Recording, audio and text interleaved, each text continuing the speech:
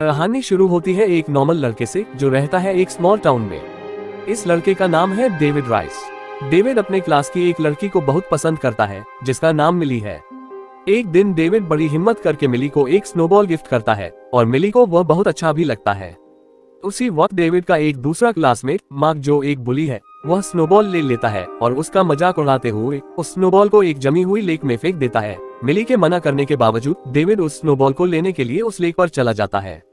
उस लेक पर बर्फ की परत काफी पतली होती है और डेविड ठंडे पानी में गिर जाता है। डेविड डूबने लगता है और उससे बाहर निकलने का कोई रास्ता नहीं मिलता कि तभी अचानक से डेविड खुद को पब्लिक लाइब्रेरी में पाता है। डेविड कुछ समझ नहीं पाता, वह शॉक्ड और कंफ्यूज है। डेविड किसी तरह मुंह छुपाते हुए उस लाइब्रेरी से बाहर निकलता है और अपने घर की ओर जाता है। डेविड के लेट आने पर उसके पिता विलियम उससे पूछताछ करते हैं। डेविड की मां मेरी उसे बचपन में ही छोड़कर चली गई थी, इसलिए वह अपने पिता के साथ अकेले रहता है। अपने पिता को कोई जवाब नहीं देते हुए डेविड अपने कमरे में जाकर दरवाजा लॉक कर लेता है। विलियम लॉक तोड़कर अंदर घुसता है। डेविड फिर से गायब हो जाता है और वापस से लाइब्रेरी पहुंच जाता है। डेविड को धीरे धीरे अपने पावर्स का रियलाइजेशन होने लगता है। डेविड वापस चुपके से अपने घर जाता है और अपने बचाए हुए पैसे लेकर घर छोड़कर निकल जाता है।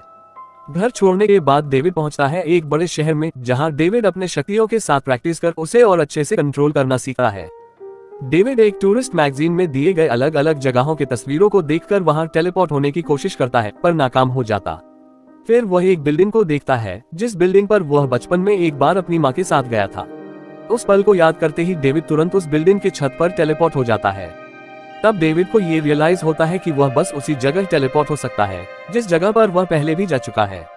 अब डेविड को कुछ पैसों की जरूरत है, इसलिए डेविड एक बैंक लूटने की सोचता है। टॉयलेट यूज करने के बहाने डेविड बैंक के अंदर जाकर चुपके से तिजोरी के अंदर का दृश्य देख लेता है। उसी शाम डेविड तिजोरी में टेलीपोर्ट करके खूब सारे पैसे उड़ा लेता है और खुशी से नाचने लगता है। अगले दिन रोलैंड कॉक्स नाम का एक आदमी खुद को गवर्नमेंट एजेंट बताकर बैंक में एंटर करता है। वह सीसीटीवी फुटेज चेक करता है पर उसे कुछ नहीं पता चलता। रोलैंड को यकीन है कि तिजोरी कभी खोला ही नहीं गया। रोनाल्ड को पता है कि दुनिया में कुछ ऐसे लोग हैं जिनके पास टेलीपोर्टेशन पावर है और शायद उन्हीं में से किसी ने ये बैंक लूटा है। कहानी में हम कुछ साल आगे बढ़ते हैं। हम देखते हैं कि डेविड न्यूयॉर्क के एक बड़े से बिल्डिंग के एक बड़े से अपार्टमेंट में रहता है और वो भी बहुत शान और शौकत के साथ। दुनिया की सभी महत्वपूर्ण लोकेशंस की तस्वीर उसके अपार्टमेंट में भरी हुई है। उसके पास एक बिना किसी दरवाजे का सीक्रेट रूम है जिसमें अलग अलग देशों के अलग अलग करेंसीज यानी कि पैसे रखे हुए हैं। डेविड तुरंत न्यूयॉर्क से लंदन के एक बार में टेलीपोर्ट होता है। वहाँ एक खूबसूरत लड़की दिखती है और बड़े आराम से उस लड़की के बगल में टेलीपोर्ट होता है, पर उसे एक आदमी नोटिस कर लेता है। डेविड वो रात उस खूबसूरत लड़की के साथ बिताता है। उसी के अगले दिन सुबह फिजी के समंदर में सर्फिंग करता है, फिर इजिप्ट में स्फिंक्स के सर पर लंच करता है। फिर हम देखते हैं किसी घने जंगल में कोई टेलीपोर्ट होकर भागने की कोशिश कर रहा है पर भाग नहीं पा रहा। एक केबल उसके बॉडी के साथ अटैच्ड है, इसलिए वह टेलीपोर्ट नहीं हो पा रहा। हम फिर से रोलैंड को यहाँ पर देखते हैं और वह आदमी रोलैंड से पूछता है कि वह उसके साथ ऐसा क्यों कर रहा है। तो रोलैंड कहता है कि जो भी लोग टेलीपोर्ट कर सकते हैं वह इंसान नहीं होते, उन्हें इस पावर के साथ इस दुनिया में रहने का कोई हक नहीं। वह उस आदमी को मार देता है। उसके बाद कुछ साल पहले जो एक बैंक रॉबरी हुई थी उसके सिलसिले पर रोलैंड को कॉल आता है। डेविड अपने अपार्टमेंट में वापस लौटता है जहां उसे रोलैंड मिलता है। रोलैंड उसे कुछ साल पहले हुए बैंक रॉबरी के बारे में पूछता है। इस पर डेविड उसे उसके अपार्टमेंट से बाहर निकल जाने को कहता है, पर इस बात का रोलैंड पर कोई असर नहीं होता और अपने बैग से एक वेपन निकालता है जिससे वह डेविड को बिजली के झटके देता है। डेविड वहां से टेलीपोर्ट होने की कोशिश करता है पर ज्यादा दूर नहीं जा पाता। रोलैंड वापस उसे पकड़ता है और बिजली के झटके देकर नीचे फेंक देता है। रोलैंड अपने वेपन से एक केबल छोड़ता है जो डेविड से अटैच हो जाता है। उसके बाद रोलैंड उस वेपन को जमीन में गाड़ देता है। अपने आप को उस केबल से छुड़ाने के लिए डेविड खुद को अपने सीक्रेट रूम में टेलीपोर्ट करता है। इससे डेविड केबल डिटैच करने में कामयाब हो जाता है और जल्दी से कुछ पैसे लेकर वहां से टेलीपोर्ट होकर अपने पिता के घर में पहुंच जाता है। जो की आवाज सुनने पर विलियम जल्दी से डेविड के कमरे की ओर भागते हैं पर अंदर नहीं जा पाते। वह डेविड से कहता है कि उसे जाने की जरूरत नहीं, वह चाहे तो वहां रुक सकता है। डेविड के गायब होने के बाद उसे अपनी दिमागी हालात पर शक होने लगे थे। डेविड अपने पिता को बोलता है कि उनकी दिमागी हालत बिल्कुल ठीक है, वह पागल नहीं हो रहे। उसके बाद तुरंत डेविड वहां से टेलीपोर्ट हो जाता है। अगले दिन डेविड अपने बचपन के प्यार मिली को खोजते हुए उसे एक बार में काम करते हुए पाता है। वहां पर डेविड का पुराना स्कूल बुली मार्क मिलता है जिसके साथ डेविड की मुठभेड़ हो जाती है। डेविड मार्क को अपने साथ टेलीपोर्ट करके एक बैंक लॉकर के अंदर छोड़ आता है। डेविड वापस मिली से मिलता है। डेविड अपने बारे में बताता है कि वह एक बैंक में काम करता है और उससे उसका हालचाल पूछता है। मिली उसे बताती है कि वह आज भी दुनिया घूमने की सपने देखती है। ये सुनकर डेविड मिली को रोम की एक ट्रिप ऑफर करता है। मिली ये सुन के काफी एक्साइटेड होती है और उसके साथ रोम घूमने जाने को तैयार हो जाती है। पर डेविड को पता नहीं कि एक अनजान शख्स उसका पीछा कर रहा है। हम देखते हैं कि मिली डेविड के साथ रोम पहुंच गई है। इधर रोलैंड मार्क से पूछताछ करता है कि वह बैंक लॉकर के अंदर कैसे पहुंच गया और तब उसे मिली के बारे में पता चलता है। डेविड और मिली अपने होटल कमरे में अपने पुराने दिन आपस में शेयर करते हैं और दोनों एक दूसरे के साथ रोमांटिक और इंटीमेट हो जाते हैं। बाद में वह दोनों कलीजियम घूमने के लिए जाते हैं। कलीजियम बंद होने के बावजूद दोनों गार्ड से छुपकर कलीजियम के अंदर एंटर करते हैं। मिली से अलग होकर डेविड एक लॉक डोर को खोलने के लिए डोर के दूसरी तरफ टेलीपोर्ट होता है। वहां डेविड की मुलाकात उस शख्स से होती है जो उन दोनों का पीछा काफी टाइम से कर रहा था।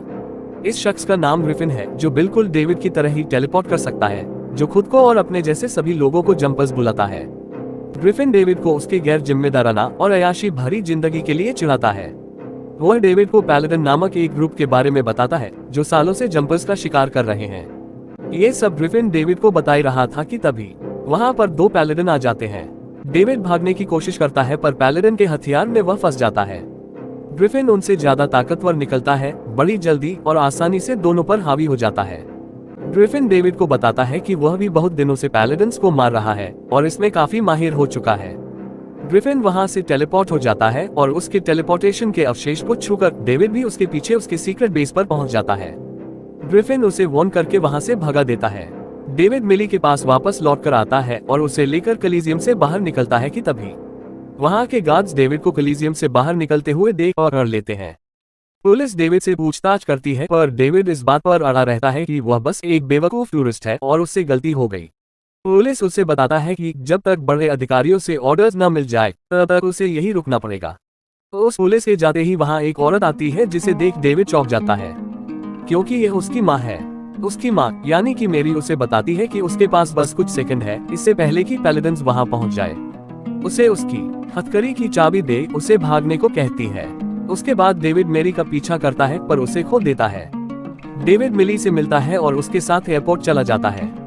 एयरपोर्ट पर वह मिली को बताता है कि उन्हें अलग होना होगा और वह उसके बिना ही वापस लौट जाए। मिली बहुत डिसअपॉइंट होती है पर फिर भी वह मान जाती है। इधर रोलैंड डेविड के पिता यानी विलियम के घर पहुंचता है।